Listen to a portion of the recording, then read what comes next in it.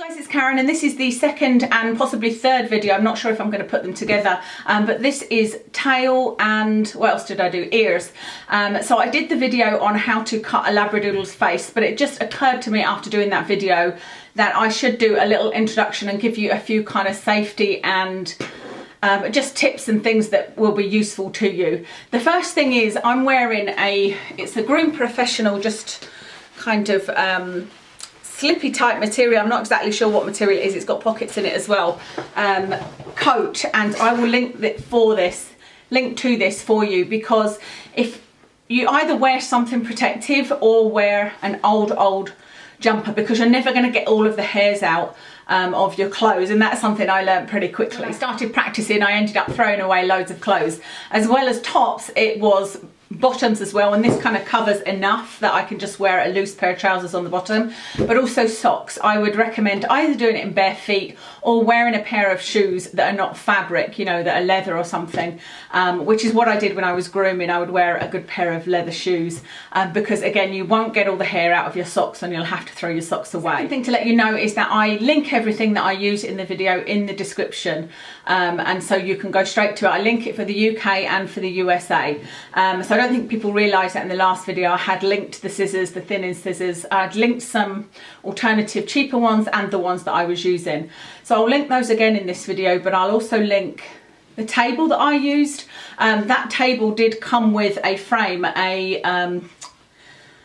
can't think of the word of it, but it's a frame, and then you get some harnesses to use on it. If you're going to use excuse me, the two harnesses, you need to be 100% sure that you are not going to leave that dog on the table, because I have had dogs trying to jump off, and especially if they just had the neck harness around them, or noose, or whatever you call it, and jumped off, they could literally break their necks. So you need to be extremely careful if you're going to use them. But they are really, really useful for dogs that won't stand up. For example, there, it would have been much easier to do Watson's tail, because he hates his tail being done, if I had him in the harness, and I wouldn't have to keep getting him to stand. I took the bar away from the table, because that's the only bit that Watson won't sit still for his tail, and I'm prepared to put up with it. I think that's everything to tell you. So if you would like to see how to do ears and or tails, I'm not sure if I'm going to put these two videos together or whether they'll be separate, then please keep watching. Okay guys, so we are back again with Mr. Watson, and we're going to try and attempt some ears.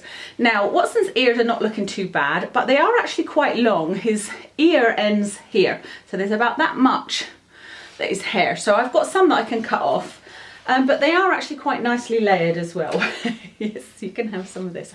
I've actually got ham today because we're trying to restrict how many snacks he has, and the peanut butter is actually quite fat. The first thing I'm going to show you how to do is to cut the length of the ear, so to cut the end, to cut a shape in.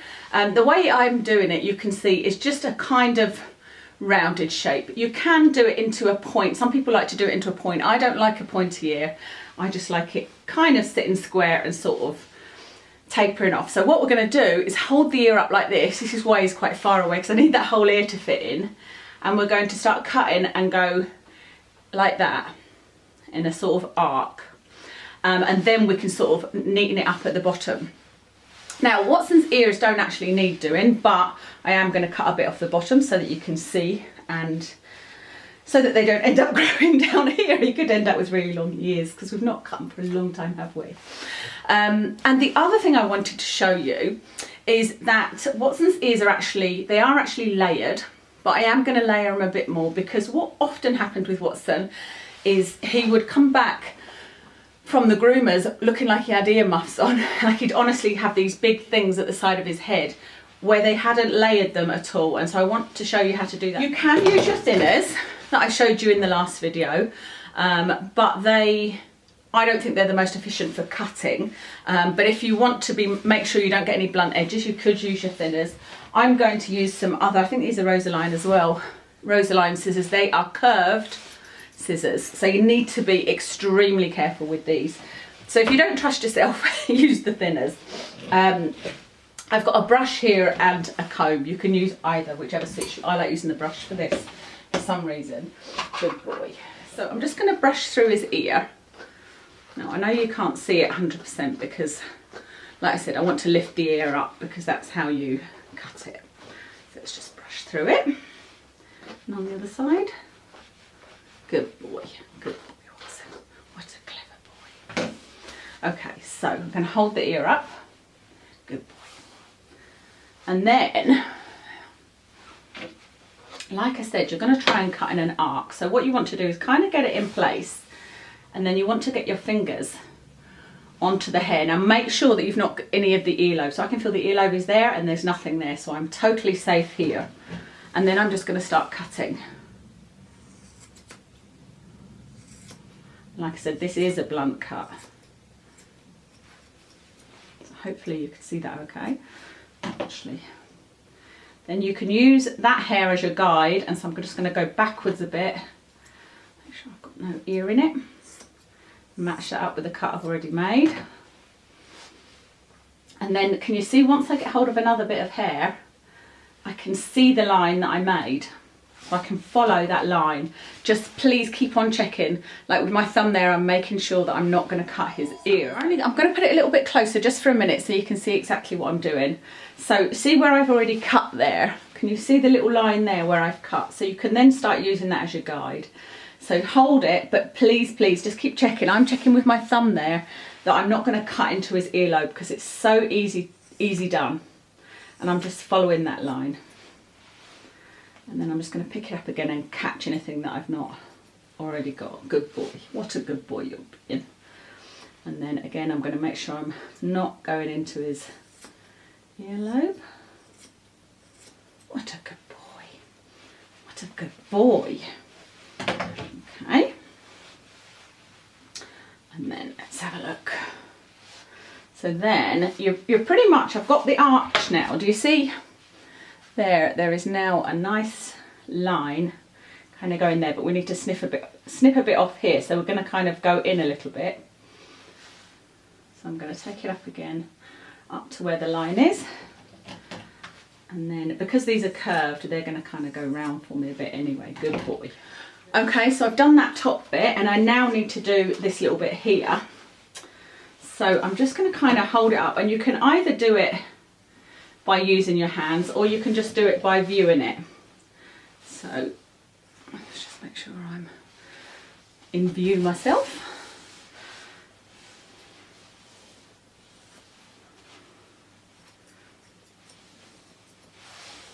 So I just want to make sure I've got that nice line going down. So like you said, you can either do it like that or you can grab hold of it. Just make sure you've not got his ear, and then just snip the ends off. Now,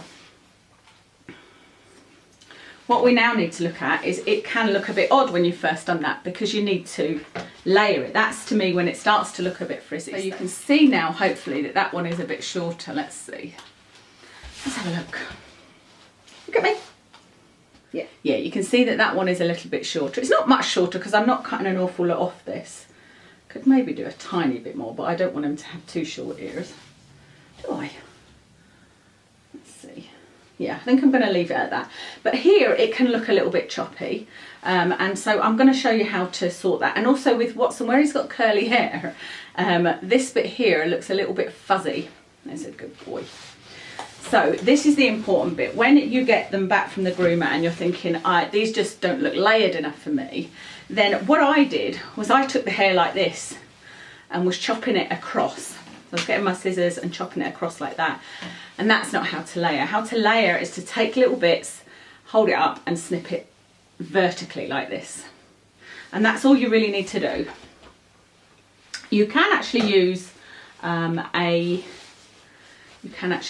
clippers for this. But I don't think that that's necessary, to be honest, because you might get them too small like that. So you can just get bits like this and just snip.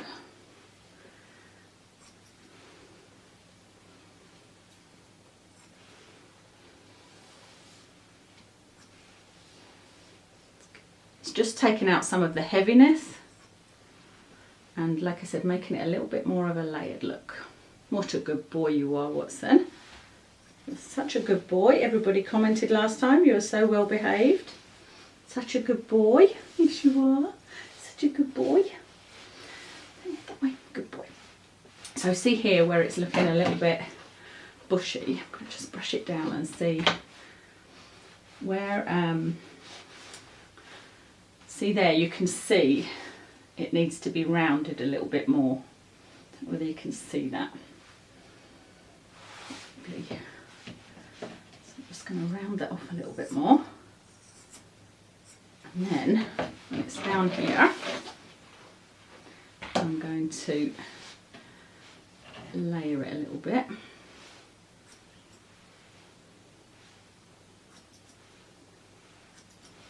Good boy, what a good boy. He's so tired as well, he's just back from the walker. So I'm really hoping you're getting to see this okay, because I can't really tell. And what I want to do as well is make sure it looks okay from this side. So see where we've cut it there, I want to sort of just square it up a bit there. Actually that bit there I might do with the thinners. That's a good boy. Just like I say, always make sure you're holding onto their earlobe and making sure you're not anywhere near it. So I'm just taking the bits of hair that are looking a bit sort of fuzzy because he's got his poodle hair there, and just sort of chopping into it vertically with the thinners.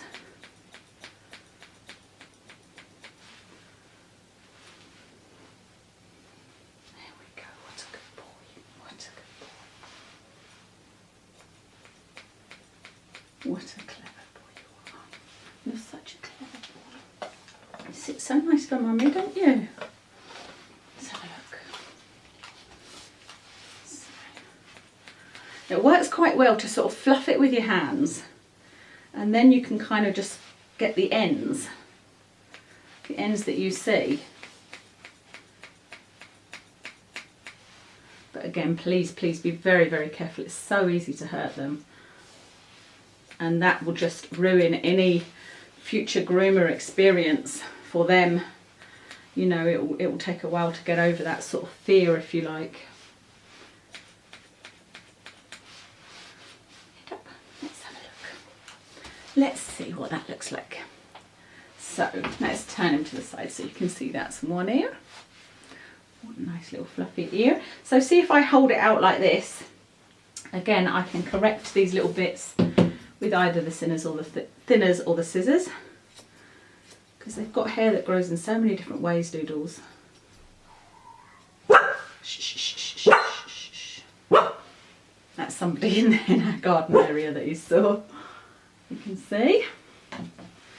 Okay, so that's one ear there. I think that'll do, won't it? I actually like his ears quite fluffy, but honestly, when they came back from that groomers, it really did look like some earmuffs. Look at me. That's better, isn't it? So I think that one looks a lot better now than this one. So then it becomes a bit easier because you can see where you're going to cut to by holding it up like that, and you could just trim at the top there so that you're matching this ear. But I'm just going to do this ear again.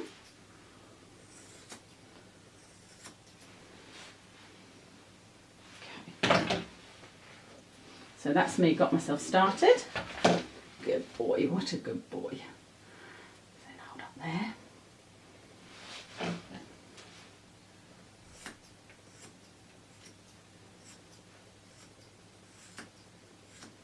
There we go, what a good boy.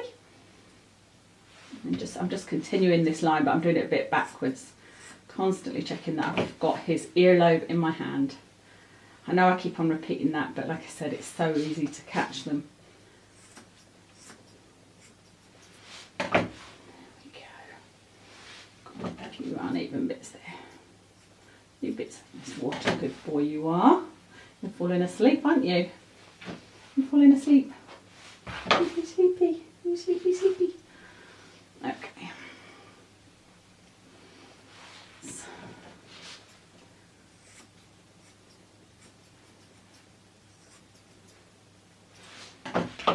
a good boy. Nearly done. We're nearly done. That's a good boy. Nearly done, my darling. We're nearly done. Okay, let's see. Let's see if that's the same size. I'm just having a look. Again, I'm holding underneath here, which a lot of you thankfully found really helpful, because it doesn't hurt them, and it just actually prevents them getting hurt. So I'm not really needing to hold him very much. Can you see him falling asleep? Bless him. You're falling asleep, aren't you? Such a tired boy. We're nearly done. So I'm just checking there that both sides are even, and he's kind of put his head to the side, so I can't tell 100%. So I'm just going to bring it up together like this. Bring his ears up, bring it right up, and then I can trim the tops. Just trim any bits that look like they're out of place or not meshing. Okay. And then we're just going to do the layering on this side, which I will do with those thinners. Let's see. See that little bit of fuzzy hair that he's got going on? Let's get rid of some of that, shall we?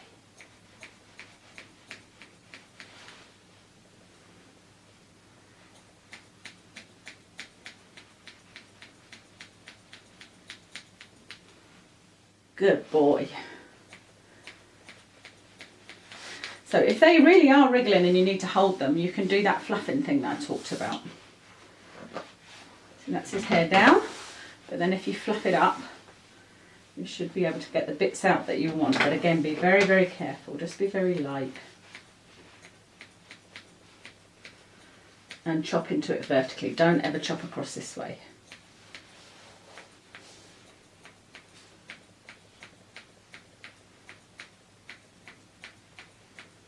Got that sensitive bit of your ear, darling. Okay, let's have a look at this bit here. So this bit here is looking a bit funny, isn't it? Looking a bit funny. Let's just see what we're going to do here.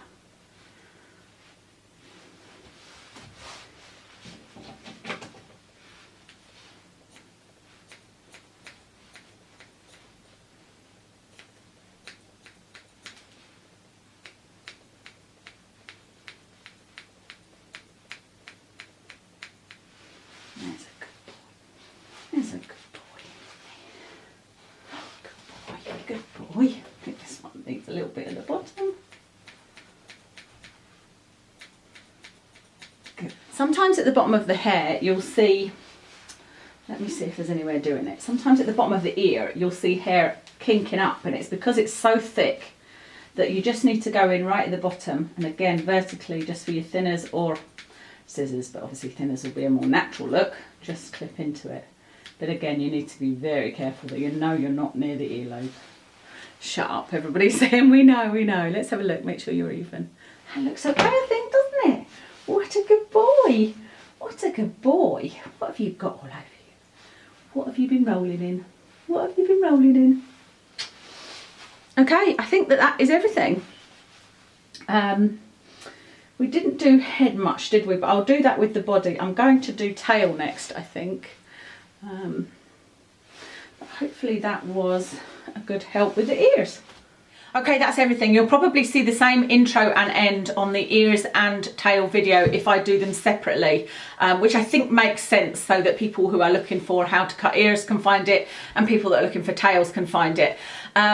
But I think I say in the video that I will be refilming all of these videos, because I film for my beauty channel, which is what I've been doing for 4 years, and then this channel was mostly me talking and vlogging about things to do with Watson, my Labradoodle. This is my first experience of filming me doing any kind of grooming, and I can already see when I watch it back, oh, I should have done that, I should have changed it to manual focus, a few things like that.